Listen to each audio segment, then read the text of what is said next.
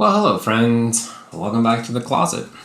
Today we are going to keep working on the user space emulator. So I've implemented a couple of arithmetic instructions and memory access things since last video, just to get kind of this bulky, uninteresting work out of the videos. The current state of it is that we can run a little further than we saw last time. We now get past the subtract instruction. We do a arithmetic shift to the right and another sub, and then we stall here on a read from the stack. So it says we have no region for this address right here, and basically what this means is that it's trying to read something that's out of stack bounds. And the reason that's happening is because when we start up a program, it expects to find the usual things that you get in the main function, like the arguments vector and the environment and things like that. And we are not providing that in our emulation environment. So the first thing we'll do today is just set up some kind of dummy values. Actually, let me show you just what this stuff corresponds to. So if you look here in the start function, this is where we're entering now. Then we have these arguments here, right? So the code expects to find these 3 arguments on the stack. And then because the stack is, I think, 16 byte aligned in the ABI that we're using, then it's going to expect a 4th something on the stack just to align the stack, right? So we'll just need to put four values on the stack. It can be anything. We'll just put zeros so that these things are all nulled out. And let's do that in the emulator class when we set up the stack. So that would be something like, we'll just push 4 values like that. And that should get us a little bit further in the execution.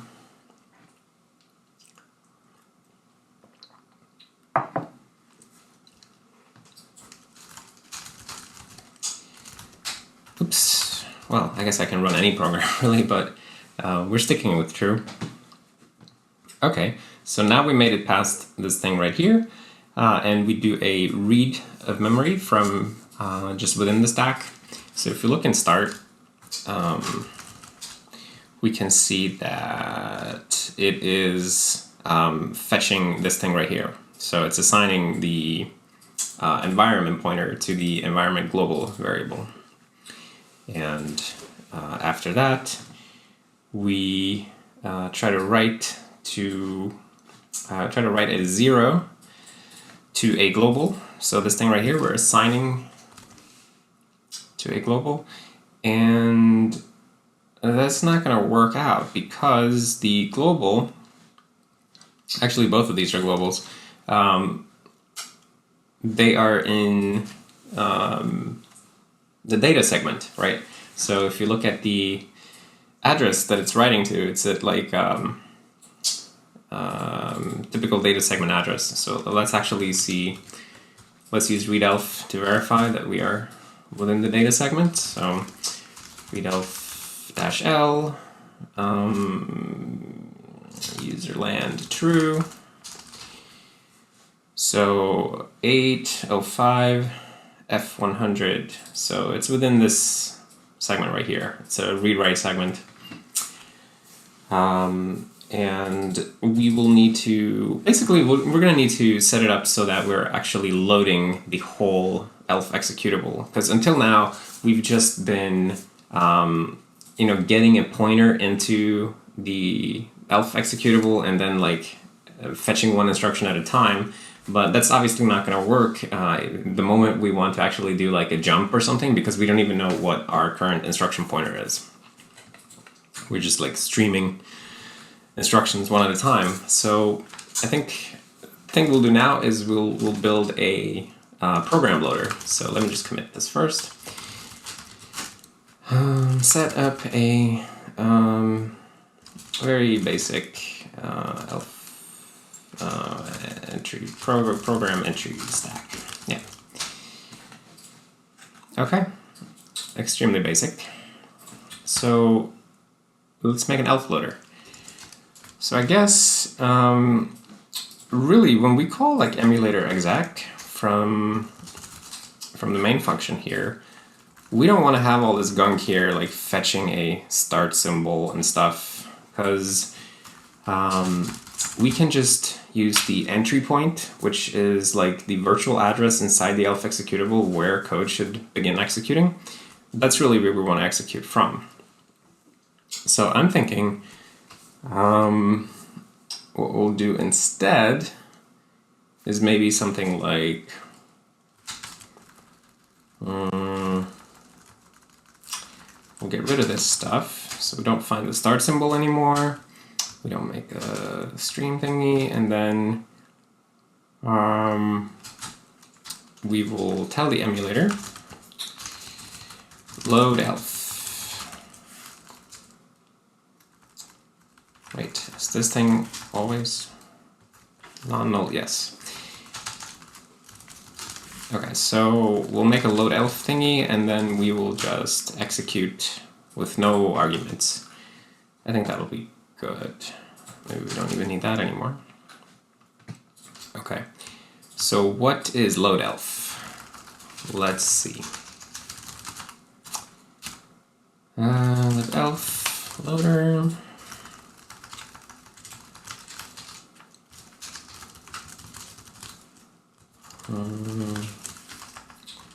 It can be const actually. Or yeah, maybe that's fine. So let's go in the load elf implementation and figure out what that thing does.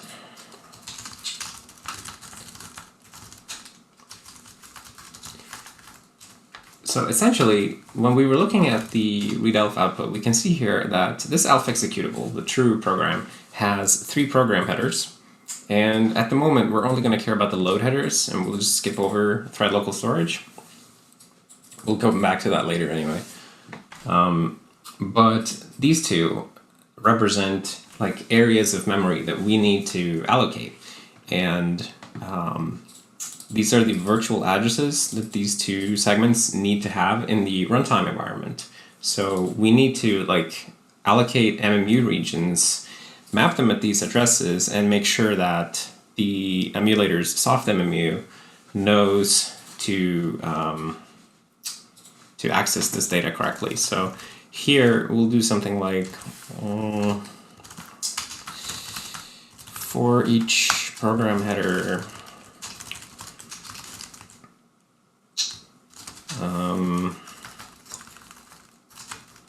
program header, and we'll say if program header type is not pt load, then skip over this one.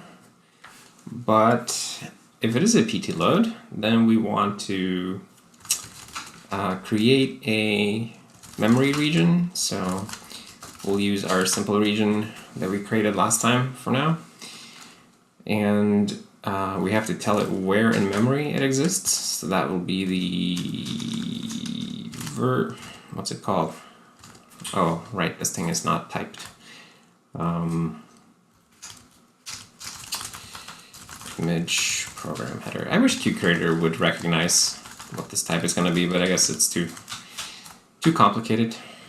So the VATR, virtual address of this header, is where we'll map it, and the size of it is going to be the program header size in memory, right?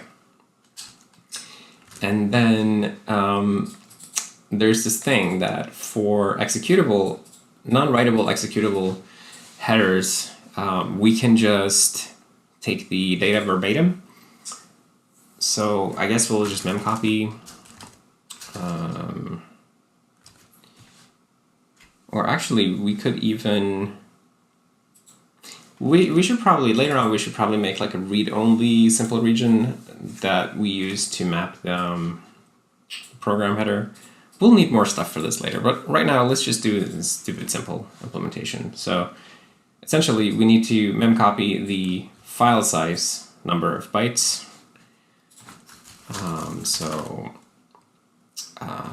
We should have a way to access the underlying data of a region. We'll just add an API here. Simple enough.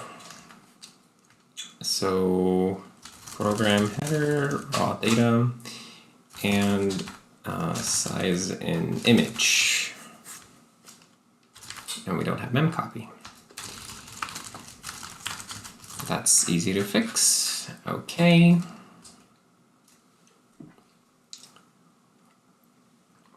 So now, if we just say add region, or no, MMU, add region, move region, then these regions will be added to the, oh, forgot about the exec. Then this region will be added to the MMU. So that's good. But the next big thing is that we actually want to have an instruction pointer that we're fetching the next instruction from, instead of just, you know, always going sequentially, because we need an instruction pointer if we want to be able to jump around. So we'll add a instruction pointer to the CPU. So EIP is the name of that thing, and maybe we'll have some basic API for that. Set EIP, just something like that. Okay, and then the way our loop currently works, the main execution loop, is that we fetch an instruction from the instruction stream that we provided to exec, which was just a wrapper around the elf. But now we're not going to have that anymore. So instead, we'll want to fetch the instruction from the CPU based on whatever the instruction pointer is right now. So this API is a little bit generic. So the instruction stream is just a abstract virtual class that you can inherit from, because I sort of figured that we would want to do this sort of thing eventually. So we just need to implement these functions right here, and then anything can be our instruction stream. So let's just fetch it from the CPU. MCPU. Right, and that is currently not an instruction stream, but it's about to be. So, boom. And then we just need to implement these. So we'll say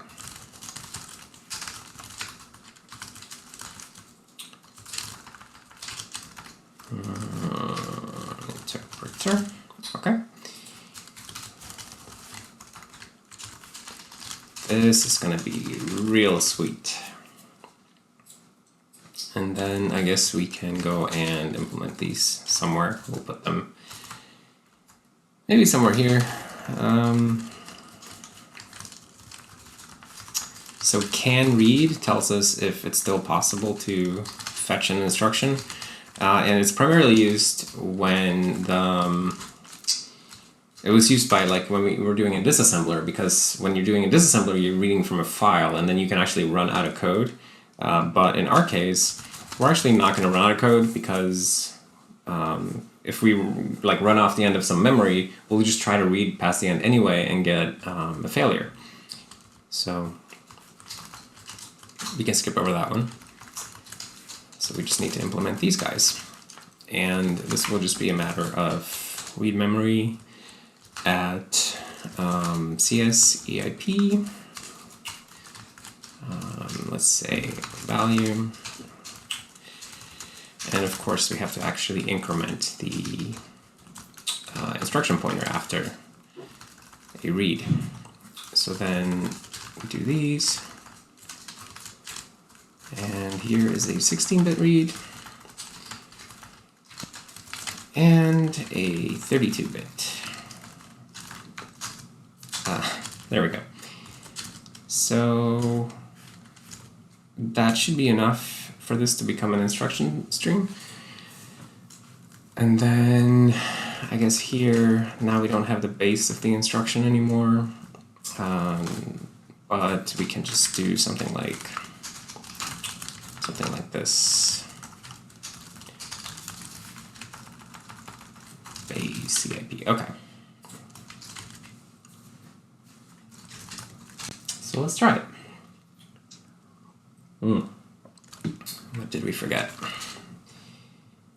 Oh, this thing needs to return something. I guess we'll just say success.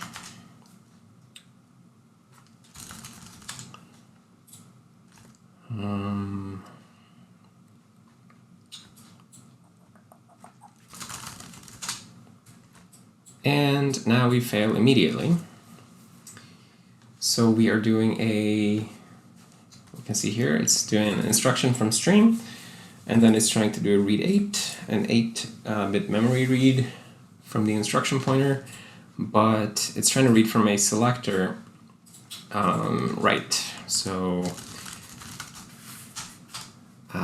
when I set this up, I said assume that we're only reading from the data segment, but we also need to allow reading from the code segment, because then we can read instructions. So we'll just assert this way. These assertions are a little bit silly anyway, but it'll be okay.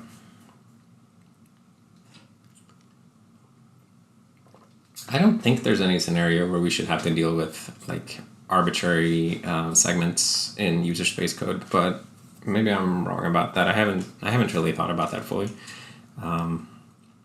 Anyway. Oh, wait. Still wrong? So what is the CS then?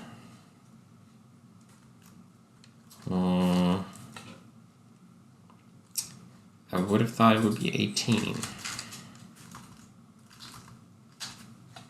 CS is 18.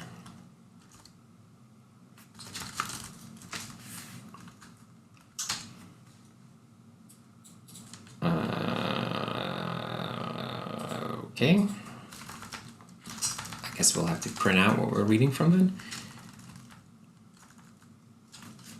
Oh, wait. Okay, that was stupid. Yeah, sorry. I bet everybody saw that except me. It's supposed to be an or, not an and.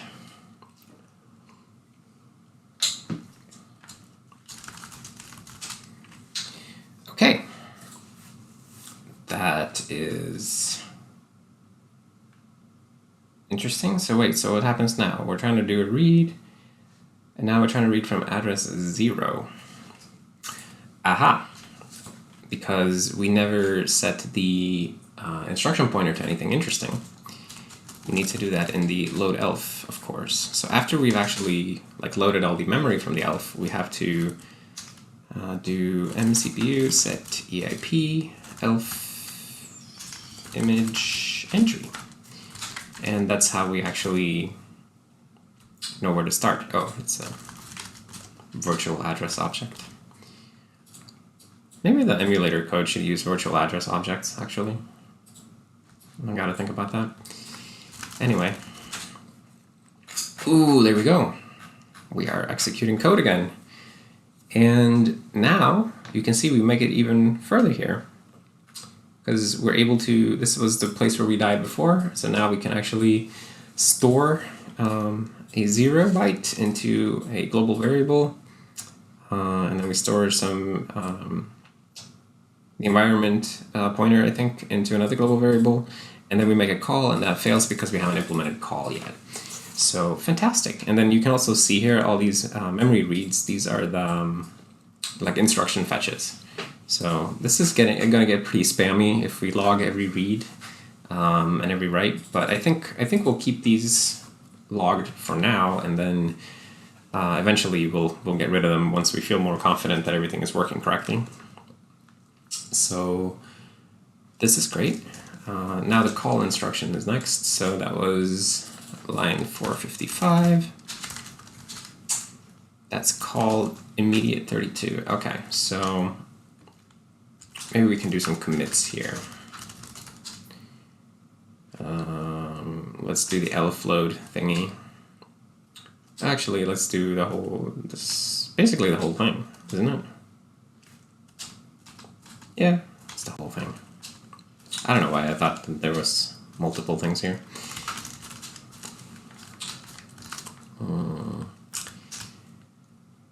Implement basic program. Load the target executable elf properly. Semi-properly. Because we're still not respecting the read-only memory flags and stuff like that. So this patch adds a basic program loader to the user space emulator, and creates MMU regions for each PTE load header. Note that we don't yet respect read write execute flags, etc. Let's say, but that's okay. We also turn the soft CPU into an x86 instruction string and give it an EAP register, so we can actually execute code by fetching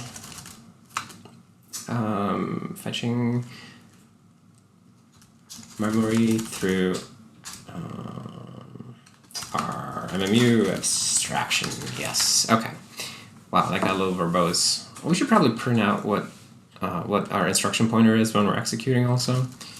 So we'll do that here, I think. We can just print it out like this. No big deal. I think that will make it a lot easier to understand what we're looking at.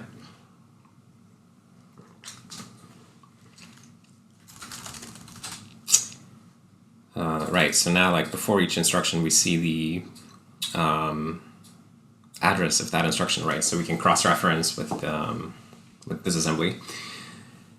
Anyway, that's really good. So we'll say, oops,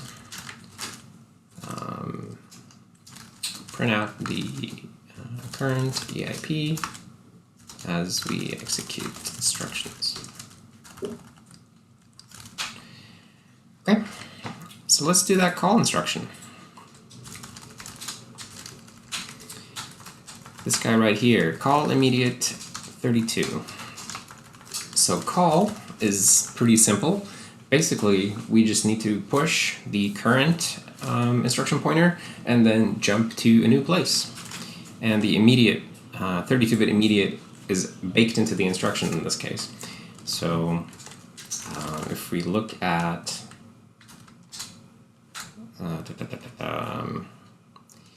where are we? We are here. I'm going to call libc init, and we can see here that here is the 32-bit immediate. So it's little endian, so this is like hex 189.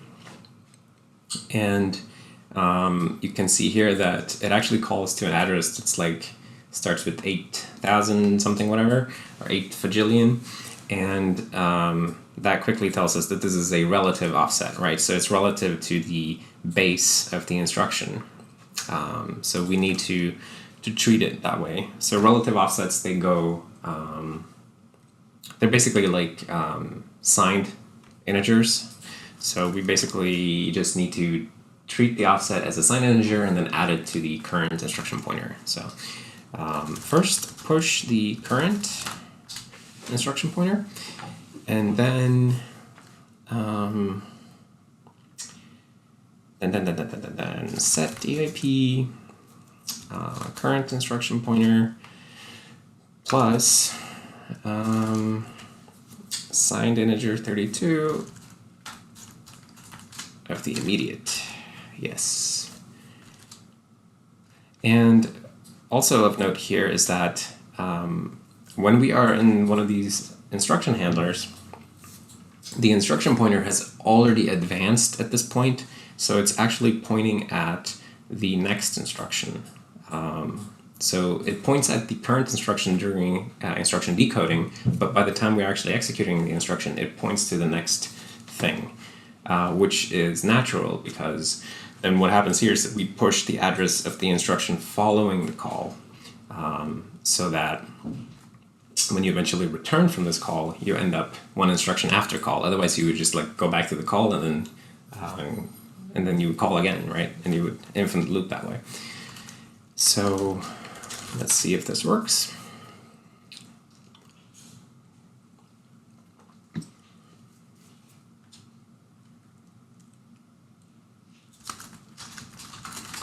I should make an alias for this. Call to this, and then it's doing a write. Wait, what's going on here?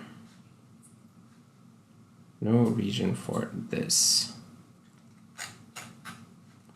So something is up with the stack pointer. So this is us trying to push the address, and it's pushing it to some location here that looks a little goofy, and we don't have a memory region for that address. So where does that come from? We can just, like now, since we're tracing, we're printing out the registers on every instruction, we can just go backwards here and see when the stack pointer became this goofy value. And we see that it's right here. So we are subtracting 12 from the stack pointer, and that goes horribly, horribly wrong because I guess I messed up my subtraction implementation. So let's just go look at that. So the subtraction is implemented using inline assembly, and what did I do wrong here?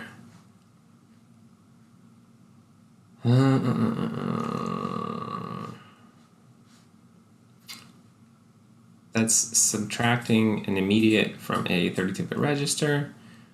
So it would be this path right here.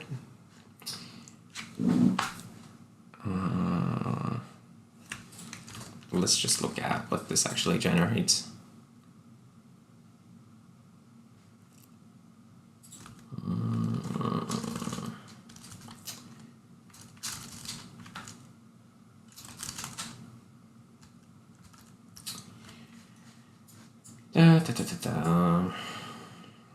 Okay, so we subtract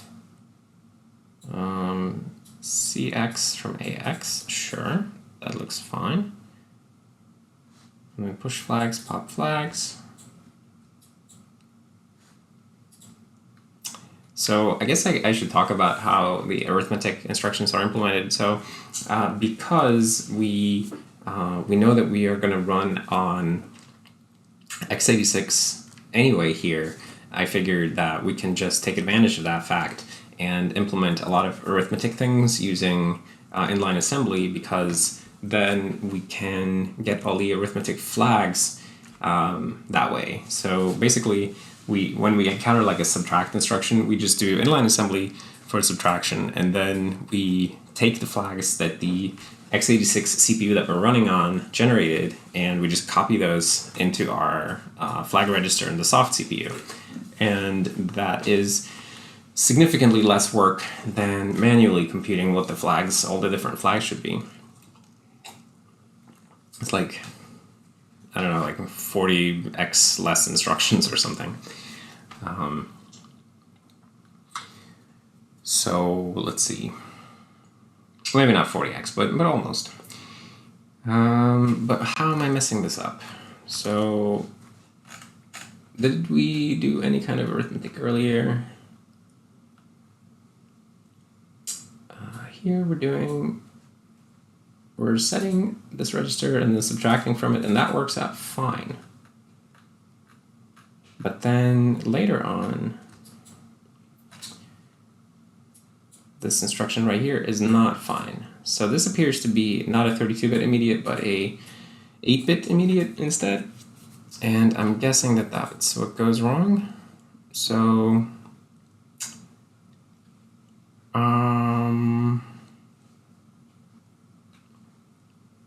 why does that go wrong? Let's see. Wait, what is it that I want to do here? I want to look at the particular sub that we're doing. So it's a 32-bit register and an 8 reg 32 M8. I thought, but it's not. Okay.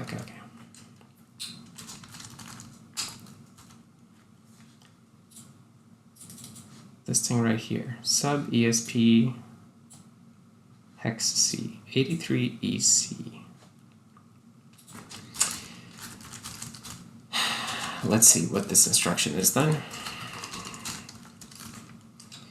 83 sub, it's an RM32 immediate 8.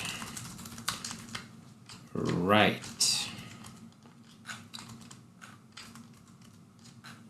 Okay, so RM32 immediate 8. So what we do is we read 32 bits from the RM byte, and then the source is the 8-bit immediate from the instruction. Then we run the op, which in our case is op sub, and then we write it back to that location. So why would that not work? I guess we can just print it out here, what's going on. So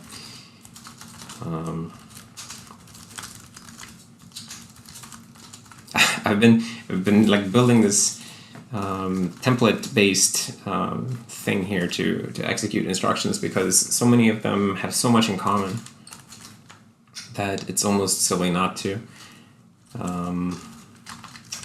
So let's see. Let's just print out what the immediate is, because that's what I want to know.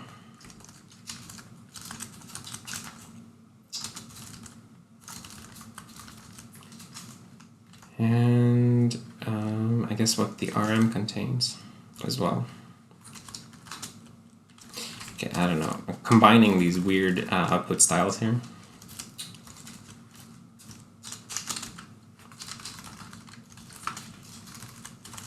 Yeah, let's do it that way.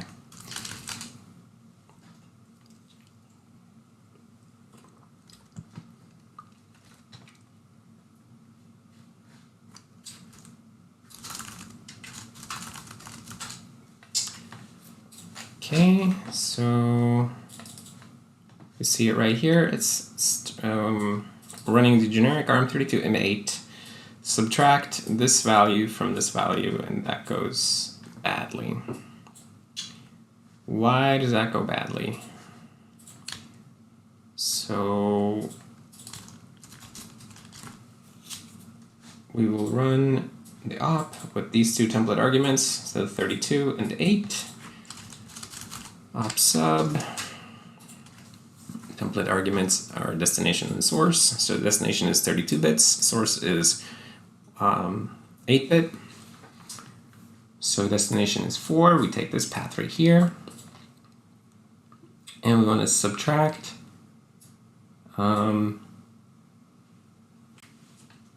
source from the destination. So subtract source from destination, store the result into the result thingy. What is wrong with that? I'm blind, like I don't understand why doesn't this work?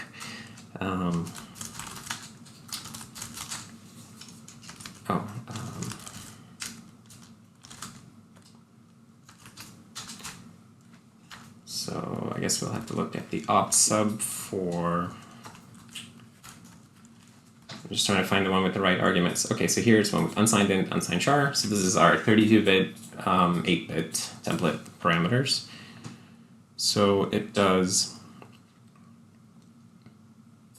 Wait, hold up. Oh, it moves into CL. Oh shit! Wait. So it only loads 8 bits of the source. I guess because it treats the source as the source type. So when I say C here, it's actually loading 8 bits of the source into the very bottom of the ECX register. It's not doing a full 32-bit load because the type of the source is narrower. So we want to force it to do a full-size load. So maybe we can just do this. We always want to do a full-size load on the source, no matter what. Or actually, no, not in those cases. Here we want to do a 16-bit load. And down here, we want to do an 8-bit load. So I guess probably all of these guys would have the same problem.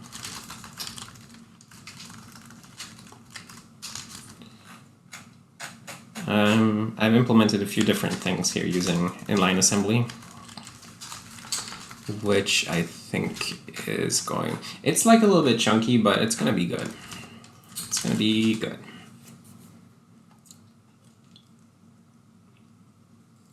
There might also be ways that we can generate more of it. I'm not sure yet, but we'll see about that too.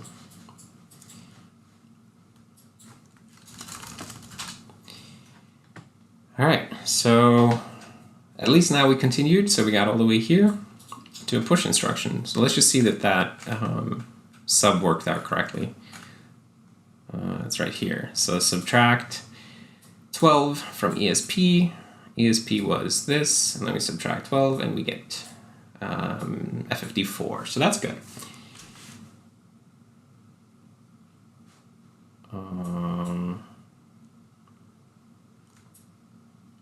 Wait.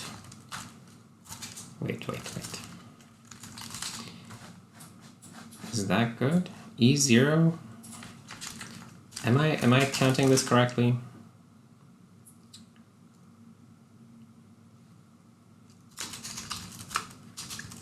I think I'm kind of... Like, hexadecimal subtraction is tricksy. Yeah, okay, it's 12. I find that hard to do in my head. Because, like, when you're subtracting in base 10, then the numbers follow this kind of pattern that you've learned your whole life, and then you just try to subtract hexadecimal numbers, and there's all these gaps in the math, and it's weird. Anyway, so that's great. Now we made it all the way to a push. So first off, let's just commit some stuff. So these are my fixes here for inline assembly. User space emulator fix. Broken inline assembly for asymmetric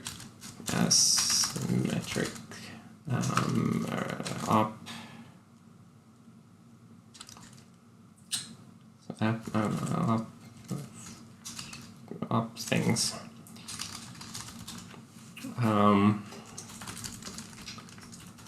When combining, when the source destination and source of an op foo were types of different sizes,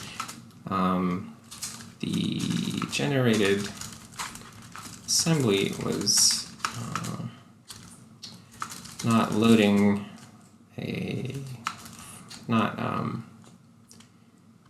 full size, not filling up the source register fully. In some cases, this led to incorrect results, right? So then we can do a checkout -p, we'll just get rid of that, and then we'll add the call instruction. Implement the call M32 instruction. Cool. And then what comes next is push immediate, I guess. So 778. Wait. I just removed some code, so probably it's not going to be the same exact line, because that's a 32-bit immediate. So it's push im32. Let's implement that. That should be really, really straightforward. It's just a matter of saying like push 32, instruction im32.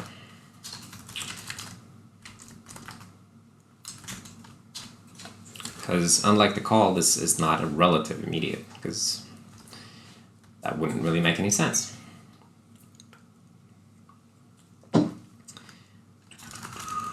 Okay, I'm going to make that alias, by the way. Let me do that right away. Alias UE. Make it an even shorter alias. I wonder if I can have an alias. It's an alias inside of it. Find out.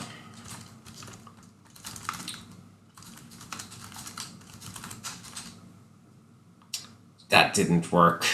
Dang it. Wonder if that works here. Loopy. Snoopy is loopy-out. That works. Dang it. So we should support recursive aliases. Come on. Anyway, that's a whole other thing. So let me make that a non-recursive alias then.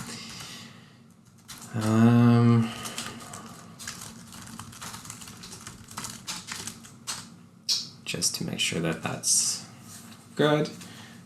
Now I can just type U and we should get here. Great. Now we are failing on line 773. That's a 32-bit RM, which will also be really easy to implement because it's either a register or a memory 32-bit that we're pushing. So now we can just do push 32, instruction mod RM, read 32 bits from this CPU, this instruction, and we're good.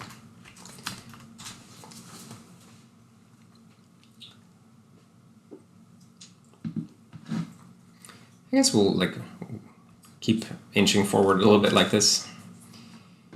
Okay, so now we were pushing some RM here, then we're making another call.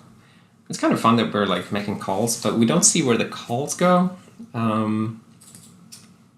We should probably figure out a way to symbolicate these things so we can see what it's calling. That would be very, very helpful, right? If we could see what we're looking at. Now we have a jump if 0, and we can see here that the 0 flag is not set. So this jump should not be taken, but we don't even support jump, conditional jump yet, so we'll just implement that. So if the condition code from the instruction evaluates to true, then set the EIP plus signed 8-bit. There we go. So conditions in the x86 CPU, all of the different jump conditions, like jump if less than, jump if greater than, jump if equal, stuff like that, all of those are just combinations of the current state of the CPU flags. So here is the evaluate condition thingy. So there are 16 different conditions, and they're like, these are all of them. So this is like jump on overflow, and in that condition is you just check the overflow flag, and then jump if not overflow is if not the overflow flag. And then we have these more complicated combinations like jump if less than or equal, then it's a combination of the sign flag, the overflow flag, and the 0 flag. And these are like aliases, so some people call this jump if less than or equal, some people call it jump if not greater, but they're just different names for the same thing, right? And like jump if not less than or equal, or jump if greater. I don't know why, there are different names for these things, but it doesn't really matter. So yeah, so these are all the different conditions. So now we just need to evaluate that. And in our case, we had a jump if 0, which is this condition right here. So JZ, which just checks if the 0 flag is set, then we will jump. But in our case, we shouldn't jump. So right here, because the 0 flag was 0, we don't end up at this address, right, on the next instruction, no. So that's great. And then we have a short jump somewhere. I'll implement the short jump, and then maybe we will see about symbolicating some of these, because it's now it's like we're getting deep into calling stuff, and I don't know where we are anymore. So 590, let's say short 8-bit immediate jump, which is essentially the same as conditional jump, except that it's unconditional, so you just always jump. So it's exactly the same. Just do like that.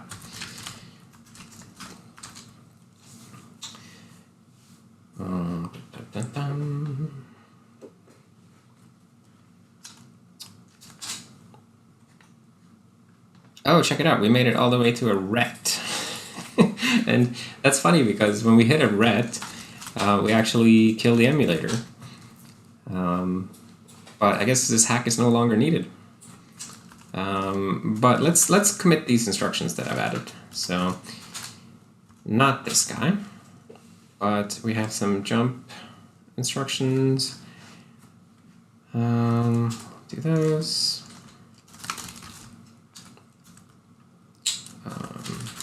Implement some short range jump instructions.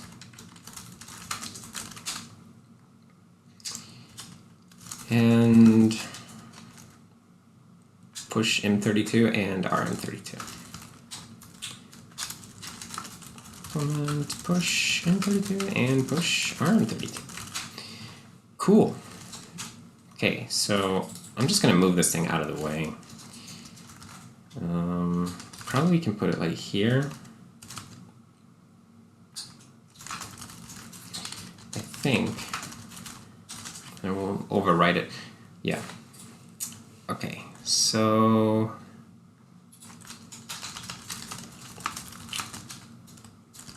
we don't exit the emulation loop on RET. Okay.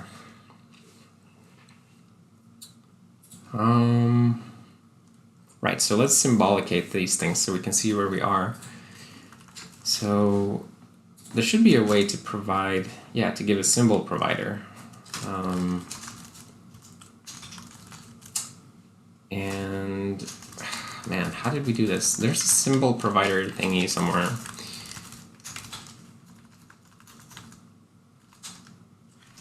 Yeah, right, an elf symbol provider. So I'll just copy this from the disassembler code. Probably we should make this generic and put it somewhere.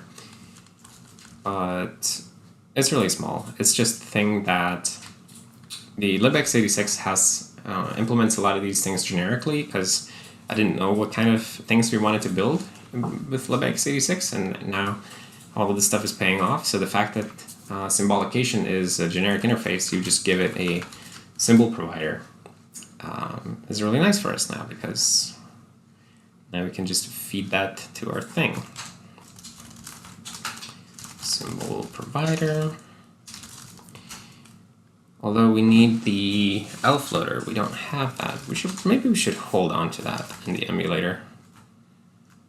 Maybe that would be healthy. Let's see. No, elf footer to elf loader. We'll just take it. And elf. And then when we load the elf, we can just have that inside of ourselves. So like melf move elf. Something like this.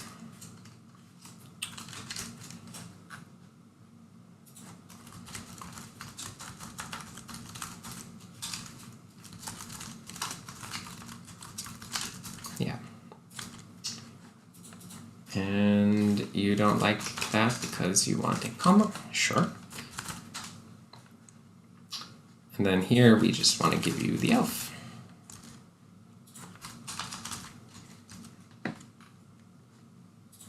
And then we can just do like this and this.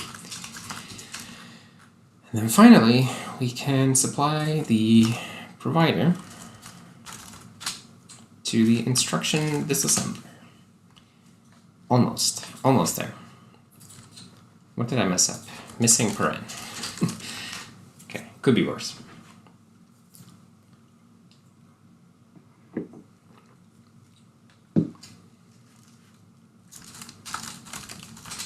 Forgot about my alias. Okay, so look at this. Now we can see symbolicated here what we're calling. So we go all the way to the top. We see that the very first thing we do is call getEnv. So now we're in getEnv, and then it calls strlen. So let's go look at this in the C library. So in start, we see that start calls libc init, which calls malloc init, which calls getEnv. So that's interesting.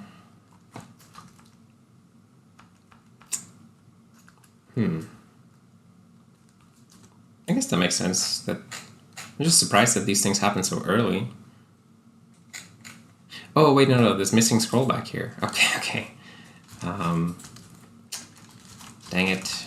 I can't see far enough back. So let's take a manual look then at the program. Yeah, so it's calling libc init. Okay, so it's probably along the path that we were seeing. But yeah, so it's calling getEnv and then strlen I saw.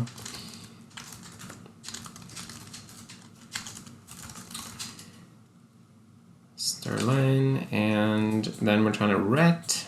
So we're in strlen, presumably having figured out the length of something. We're trying to make a RET return from that function, and we don't have RET.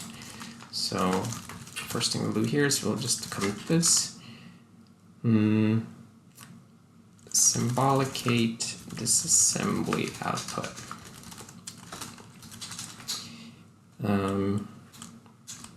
Provide a or make a since we have the elf executable handy, we can actually symbolicate the disassembly trace output really easily. Very cool. That is very cool. So, right, and then we were trying to do a RET. So it's on line 826, the RET instruction, which is also very, very simple. You just pop something off the stack and jump there, because it's symmetrical with the call instruction. So if you remember how we call something, we just push the current instruction pointer on the stack and then set a new instruction pointer.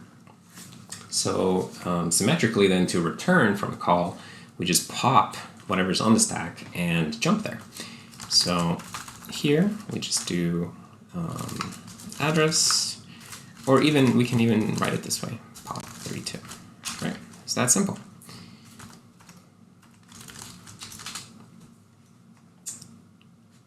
We don't even need this. Although maybe we should add an assertion here that there's no operand size override, because I think you could potentially encode an instruction where you say, like, I want to return to a 16-bit address popped off the stack. That would be a valid instruction, and we have to handle it. So let's just assert if that happens.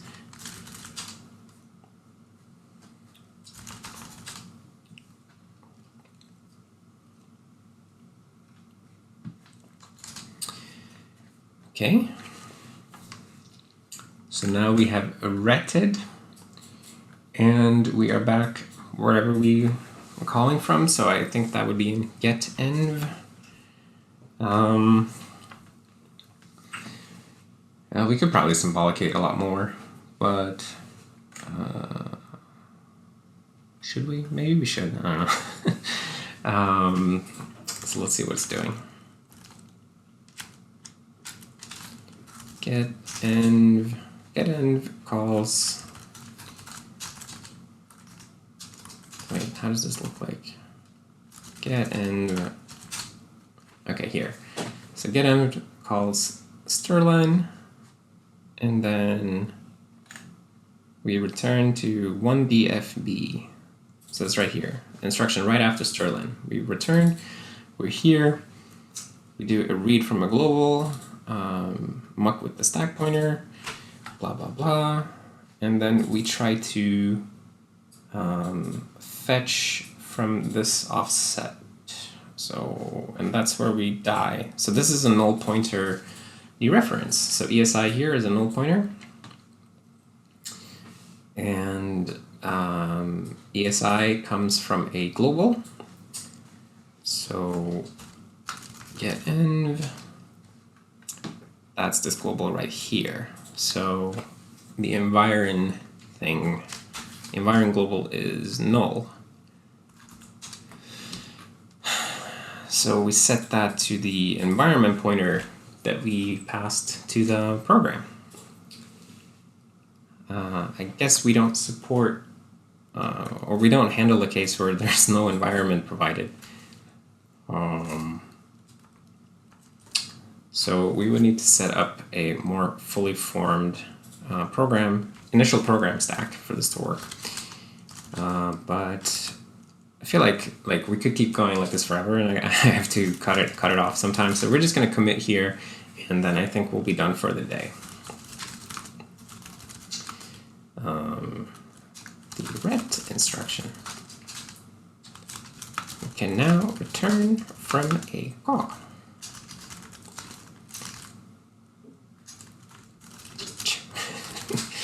Okay, so actually, instead of mucking with the stack, what if we just like say if there's no environment, we'll just hack it in the C library. If we don't have an environment, then I can't help you.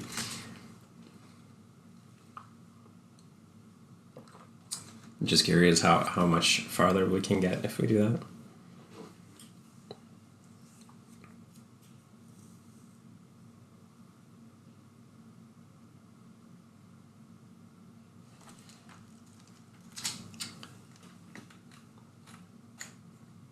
Okay, so it's calling getEnv. And then we're missing the test instruction. Right. Okay. Well, I think I'm going to cut it off here because we got a lot of stuff done. We've added L floating. We have a program counter. We can do procedure call and return from procedure, conditional jumps, and all kinds of little things. We fixed that goofy issue with the inline assembly having asymmetric register loads. We had symbolication, pushing stuff on the stack, a lot of things. So I think, yeah, this will be the end of the video. A lot of great progress. Thank you for checking it out. I think that this is really a really interesting subject, and it's really obviously like it's a very tricky area, and like it requires a fair amount of knowledge about CPU stuff and assembly stuff. So I hope that the people are able to understand what's happening here. I do think that everyone benefits from learning a little bit about assembly programming. So if you're not familiar with assembly programming, it's definitely something worth just learning the basics of, like learning how to write a small Linux program or something that just makes syscalls using assembly. It can go a long way. Anyway, thank you for checking it out, and I guess I'll see you next time.